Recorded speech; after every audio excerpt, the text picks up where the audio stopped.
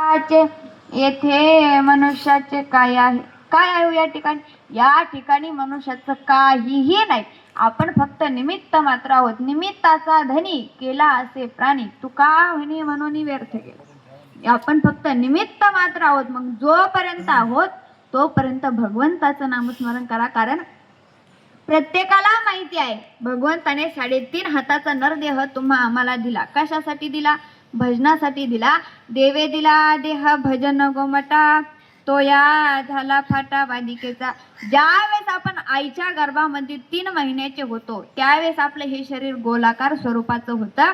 परंतु ज्यावेळेस आपण 3 महिने आणि 15 दिवसाचे झालो त्यावेळेस भगवंताने आपल्याला हात पाय कान नाक डोळे दिले.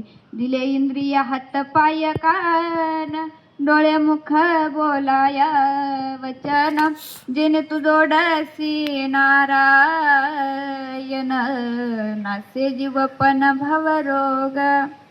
भगवंताने आपल्याला हात पाय कान नाक डोळे दिले परंतु निस्ते दिले नाही. हात देत असताना हाताला विचारलं की तू जन्माला आल्याच्या नंतर काय करणार? तर ह्या हातानं सांगितलं भगवंता मी जन्माला आल्याच्या नंतर दान करेल. म्हणून दाते हो दान करा, जाते हो पंढरपुरा. हाताने सांगितलं भगवंता मी दान करेल. या तोंडाला विचारलं जन्माला आल्याच्या नंतर काय करणार? या तोंडाने सांगितलं भगवंता सदा नाम घोष करू हरी कथा, तेने सदा चित्ता समाधान. भगवंता तुझं नामस्मरण चिंतन मी करेल.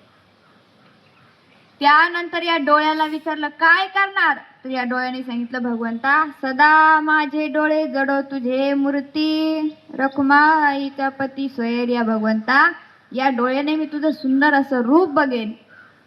आणि ज्या वेळेस हा जीव जन्माला येतो त्यावेळेस भगवंत त्या जीवाकडे जातो आणि विचारतो का रे, ज्या वेळेस तो आईच्या गर्भामध्ये होता त्यावेळेस मला सांगितलं होतं की भगवंता मी जन्माला आल्याच्या नंतर दान करेल, मुखाने तुझं नामस्मरण करेल, या डोळ्याने तुझी सुंदर अशी मूर्ती बघेल, मग आता तू माझं नाव घे. त्यावेळेस हा जीव म्हणतो देवा मी असं कधी म्हटलो?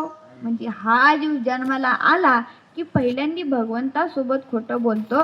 परंतु मला सांगायचं काय, तर भगवंताने आपल्याला सर्व इंद्रिय दिले, व्यवस्थित दिले आणि जिथल्या तिथं दिले. तर कशासाठी दिले? ते भजनासाठी दिले. म्हणून आपण त्याचा वापर सुद्धा भजनासाठीच केला पाहिजे. म्हणून तुकोबरायचा. पण आपलं जे मन आहे ते मन आपलं भजनाकडे जात नाही. का?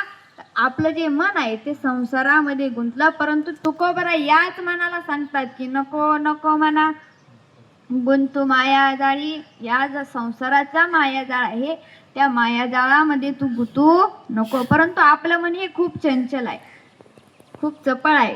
कधी काय करील या मनामुळे कधी काय होईल सांगता येत नाही. हे बघा आता लक्ष देऊन ऐका. यानंतर सर्वांना मी प्रश्न विचारणार. असंच एक आजोबा वारीला निघाले. परंतु जात असताना वाटेमध्ये त्यांना भूक लागली. आता भूक लागली आणि थोडंसं पुढं गेल्याच्या नंतर त्यांना एक आंब्याची आमराई त्या ठिकाणी दिसली. आजोबा त्या ठिकाणी गेले आणि त्यांनी तो आंबा तोडला. तो आंबा तोडल्याच्या नंतर त्यांनी खाल्ला आणि तिथून ते जाणार तेवढ्यात आमराईच्या मालकानं आजोबाला बघितलं. आता आमराईच्या मालकाला वाटलं बऱ्याच दिवसापासून आंबे चोरीला जातात, माझे आंबे हात चोरतो. म्हणून आमराईचा मालक काठी घेऊन आला आणि आजोबाला मारलं. आता आजोबाचं पुढं काय झालं तो विषय बाजूला ठेवा. आता मला सांगा आंबा बघितला कुणी? बोलत चला, सर्वांनी बोलायचं. सर्वांना माझी भाषा समजती ना? मग सर्वांनी बोलत चला.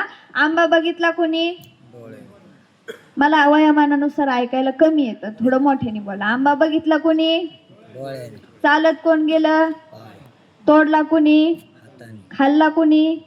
चव कुणी घेतली? आणि मार कुणी खाल्ला? पाठीने खाल्ला. परंतु हे जे सर्व काही झालं ते कुणामुळे झालं?